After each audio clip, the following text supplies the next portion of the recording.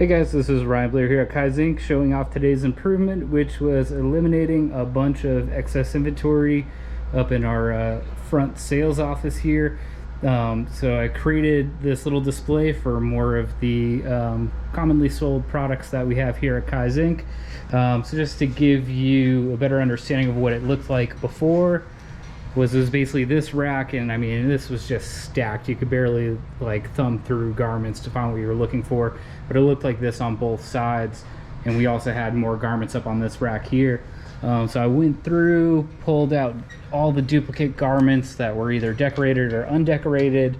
So now we've just got one of each of the individual styles that we're looking for, and then obviously put these waterfalls and displayed the products that we're selling more frequently, as well as created a little safety section over here and went through and started displaying the hats. These are going to change as well. We're going to get rid of some of the excess inventory up there.